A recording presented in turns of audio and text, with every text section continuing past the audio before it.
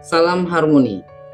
Bapak instruktur dan rekan-rekan calon guru penggerak, dalam kesempatan ini saya akan menyampaikan intisari pemikiran Ki Hajar Dewantara mengenai konsep pendidikan dalam kegiatan eksplorasi konsep pada modul 1.1. Berdasarkan pemikiran Ki Hajar Dewantara, pengajaran itu merupakan salah satu bagian dari pendidikan. Pengajaran merupakan pendidikan dengan cara memberi ilmu atau berfaedah bagi hidup anak-anak, baik lahir maupun batin.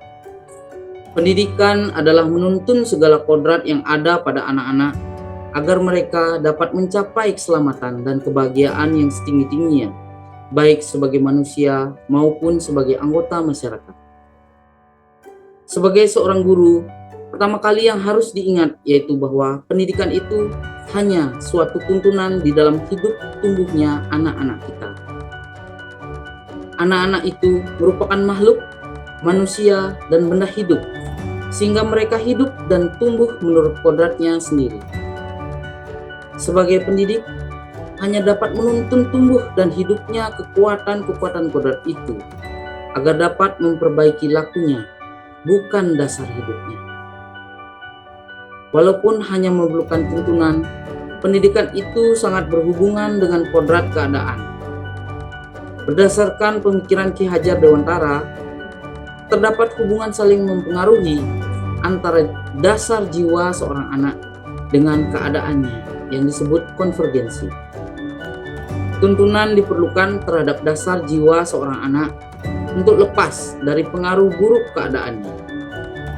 Menurut teori konvergensi yang dianut Ki Hajar Dewantara, pendidikan itu berkewajiban dan berkuasa menebalkan segala tulisan yang suram dan yang berisi baik, agar kelak nampak sebagai budi pekerti yang baik pula.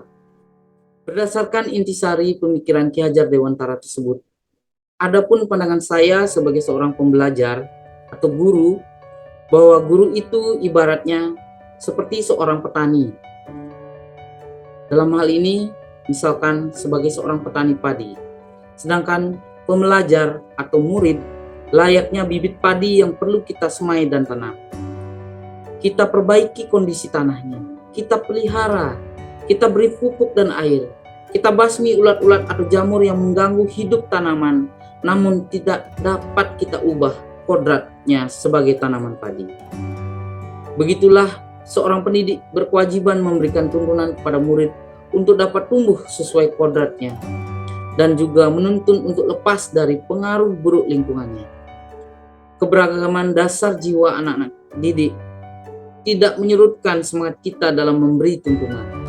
Dasar jiwa yang baik pada anak didik kita pertajam agar kelak tampak budi pekerti yang baik sesuai tujuan pendidikan nasional. Demikianlah yang dapat saya sampaikan mengenai intisari pemikiran Ki Hajar Dewantara. Mari kita gaungkan merdeka belajar dan mengajar. Salam harmoni.